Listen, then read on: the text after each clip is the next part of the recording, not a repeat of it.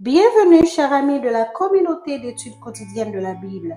Aujourd'hui, nous allons partager avec vous la méditation quotidienne au féminin tirée du livre Vertueuse, écrite par Monica Diaz ce mardi 18 juin 2024, ayant pour titre « Des émotions qui donnent la vie » première partie.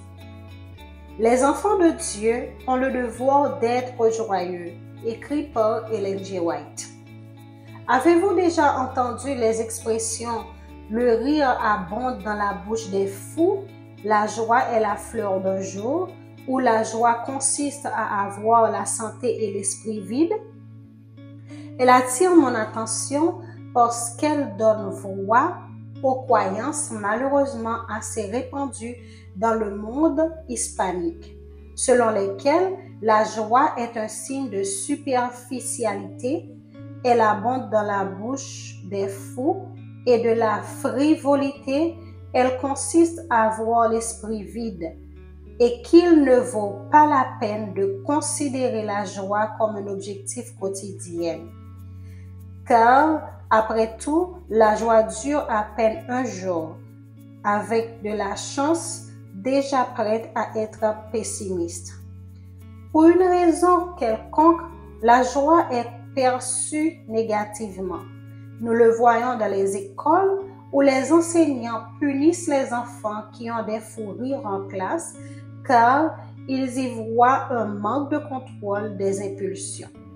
Nous le voyons dans les entreprises où les personnes qui rient beaucoup sont perçues comme moins productives, moins sérieuses et non professionnelles. Nous le voyons dans nos interactions sociales où rire brillamment et à gorge déployée est perçu comme un manque de raffinement et d'éducation. Devons-nous apprendre à supprimer la joie?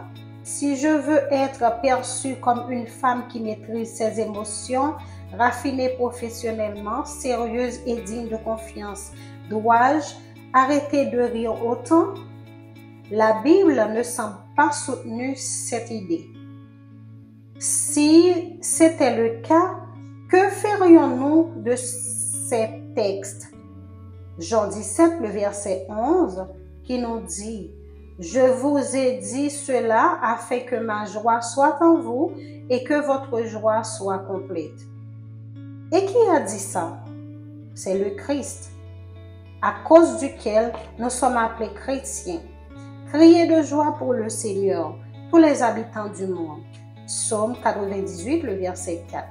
Lit-on également, et comme le dit le verset d'aujourd'hui, vous aussi, soyez joyeux et réjouissez-vous sans rire. Il est difficile de se réjouir. Tony Robbins, auteur de livres sur le développement personnel et conférencier motivationnel, déclare « Je ne me laisserai jamais de souligner l'importance de s'engager à cultiver des émotions positives. Moi non plus, et surtout l'importance de la répandre la joie, de susciter une émotion positive chrétienne basée sur la joie du salut et de la vie qui nous est donnée et non sur des questions de nature superficielle.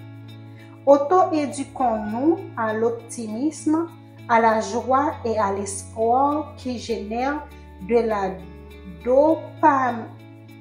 dopamine et de la sérotonine, les hormones du bonheur, et améliorent l'irrigation sanguine du préfrontal, la partie du cerveau responsable de la prise de décision.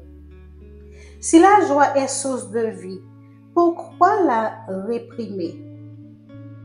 Vous aussi, soyez joyeux et réjouissez-vous avec moi.